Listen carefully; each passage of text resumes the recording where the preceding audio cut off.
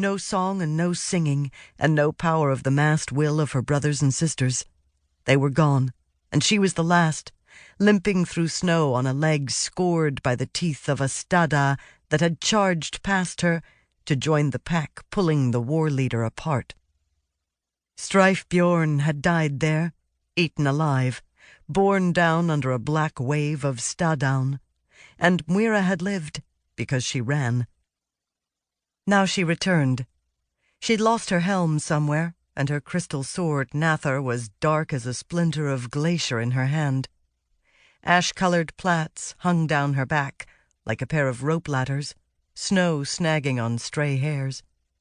She saw other braids vanishing under the snow, smooth golden or flaxen ones, without the split ends and sprung bits that always seemed to come of Muire's impatience with the brush. Snow had drifted over most of the blood, but her boots broke through the crust to ink a red trail behind her. She trudged, head down, and when the brief winter light was failing, she found the place that she had fled from. She sheathed her blade and dropped to her knees in the snow, fresh blood oozing from her ragged wound, and there, with bare hands, she began to dig. She found Arngeir first, Bergdis lying half over him, as if their mutual slaughter had been the consummation of an embrace.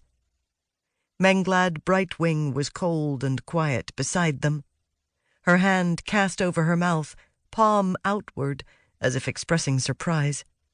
She lay unmarked, except for the blood of her enemies, victim of a tarnished kiss.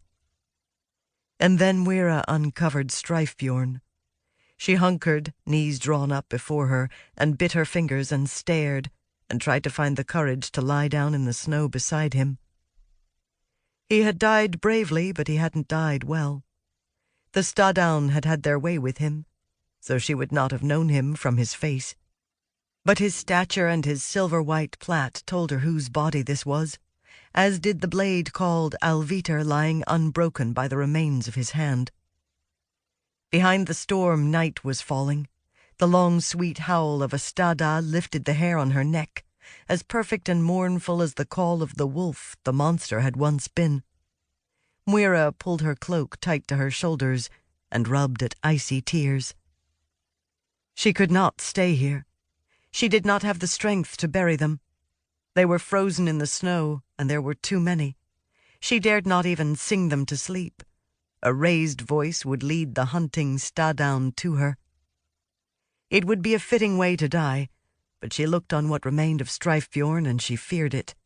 And so instead she reached down deep to where the light should have filled her, where there should have been an answer, the knowledge of what it willed, a swanning. But the light had no counsel. The brilliance that should have blazed from her hands and eyes and open mouth was nothing but a flicker, the last blue flame crawling over spent fuel before the wind unravels it.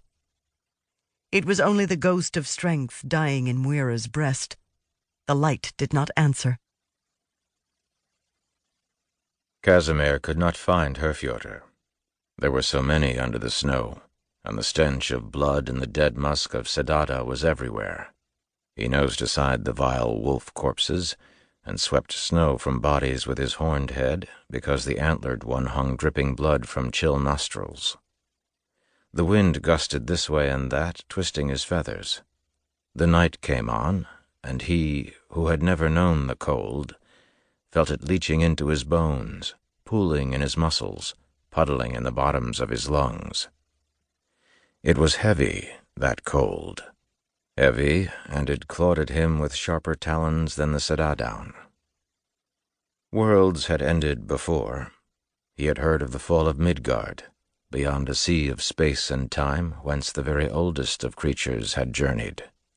The grey wolf, his demon sibling, and the world serpent who was called the Dweller Within, and also the bearer of burdens. There were many tales, and Casimir had heard them by firesides with his rider, when the grey wolf had deigned to speak. But the wolf had done what he had done. Casimir pushed through another drift, breast deep, hooves scrabbling as he floundered. Sometimes his feet struck frozen flesh under the snow, and each time